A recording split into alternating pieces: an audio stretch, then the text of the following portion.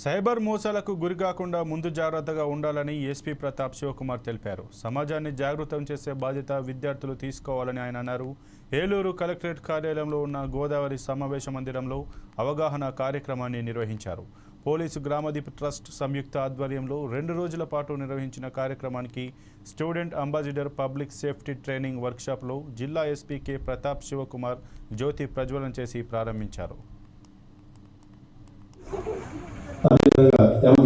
The most important dignitaries of the future science, making our best wishes. The most important dignitaries. That's why we were first people now.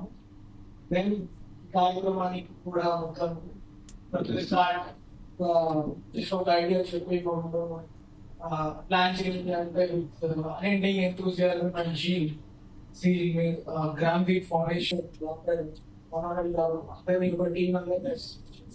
she wondered she brought this to level. So, thank you so much for making this possible. And she came to Sagar, Shri Shantara, and Srimati Apoma.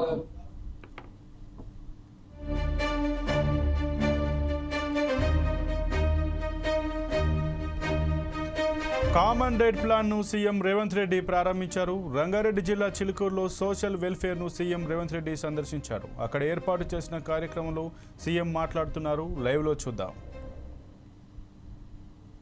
రాష్ట్ర ప్రభుత్వం కలిసి upgrade చేయడానికి 2400 రూపాయలు ఖర్చు పెడితే 2400 కోట్ల రూపాయలు మనం ఖర్చు పెడితే 2100 కోట్ల రూపాయలు టాటా కంపెనీనే ఖర్చు పెడుతుంది.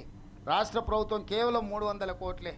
14% స్టేట్ గవర్నమెంట్ పెడితే 86% టాటా సంస్థ పెట్టి ఈ 75 ఐటీఐలను ఏటీసీలుగా అప్గ్రేడ్ చేసి అందులో చేరుతున్న వాళ్ళకి ఈనాడు పోటీ ప్రపంచంలో ఏ టాలెంట్ అవసరం ఉందో ఆ టాలెంట్ నేర్పించి వాళ్ళకు ఉద్యోగాలు కూడా టాటా కంపెనీ ఇవ్వడానికి ఈరోజు ముందుకు వచ్చింది. ఇది ఒక గొప్ప మార్పు తెలంగాణ రాష్ట్రంలో.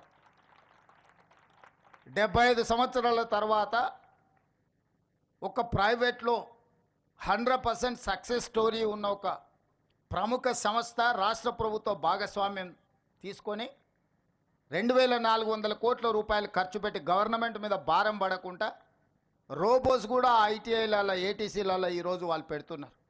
వాళ్ళ ఇన్స్ట్రక్టర్స్ను వాళ్ళే తీసుకొస్తున్నారు. మన దగ్గర ఉన్న ఇన్స్ట్రక్టర్లకు కూడా వాళ్ళే ట్రైనింగ్ ఇస్తున్నారు. ఈ రకంగా ఈరోజు మనం ఐటీఐలను అప్గ్రేడ్ చేసుకొని వేలాది మంది తెలంగాణ యువతకు వృత్తి నైపుణ్యం నేర్పించి శిక్షణ ఇవ్వడం ద్వారా ఉద్యోగ అవకాశాలు కల్పిస్తున్నాము.